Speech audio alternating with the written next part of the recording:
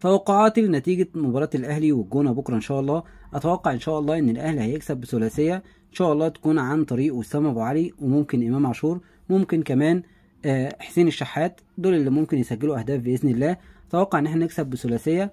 تشكيل المتوقع: في حراسة المرمى مصطفى شوبير، باك يمين عمر كمال، ودي حاجة تفرحني بشكل كبير جدا إن محمد هاني يرتاح واحنا كمان نرتاح، وان عمر كمال ياخد بشكل اساسي، علشان عمر كمال يستحق ان هو يلعب في ماتشات الدوري مادام جاهز ومادام مفيش عنده اصابه. في قلبين الدفاع محمود متولي، والحمد لله رامي ربيعه هيغيب، فمتولي هيبدا بشكل اساسي، معاه محمد عبد المنعم. باك شمال علي معلول، وان كنت انا بفضل علي معلول كمان يرتاح، لكن علي معلول هيبدا عشان احنا عايزين نكسب النقاط اللي جايه كلها.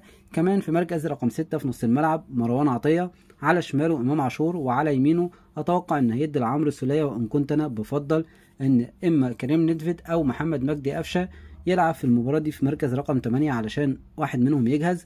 في الثلاثي الامامي اتوقع ان هو هيبدا بوسام ابو علي راس حربه، لان الاهلي محتاج يكسب اي نقاط، محتاج يكسب المباريات كلها، فمش مفيش عندنا اي نوع من التهاون ان احنا نخسر نقاط. هيلعب بوسام ابو علي راس حربه، هيلعب برضا سليم جناح شمال، وده مهم جدا ان انت تبني عليه طريقه لعبك.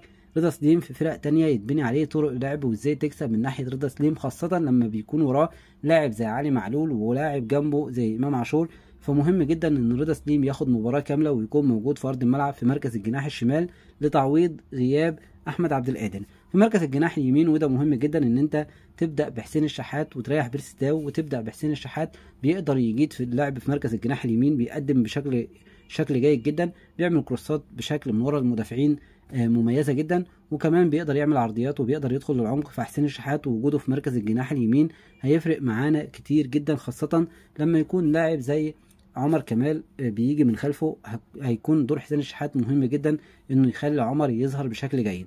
ده التشكيل المتوقع لكولر ان شاء الله بكره، والتشكيل اللي انا اتمناه باذن الله. زي ما قلنا امام عاشور توظيفه في الملعب لازم يكون في المركز ناحية الشمال في مركز رقم 8، ما يكونش ناحية اليمين، لأن الماتش اللي فات شفنا إمام عاشور متطرف قدام محمد هاني، ما كانش عنده خطورة الشوط الأول كله، لكن في الشوط الثاني بمجرد ما لعب في مركز رقم 8 ناحية الشمال، إمام عاشور قدر إن هو من أول فرصة تجيله واختراق من العمق مع باص من علي معلول مميز جدا، قدر إمام عاشور إن هو يدخل داخل منطقة الجزاء ويسجل هدف ولا أجمل. فمحتاجين إمام عاشور يكون في منطقة الخطورة علشان يقدر يساعد الفريق ويقدر يسجل أهداف ويقدر يخلي الفريق يبقى في أفضل حال.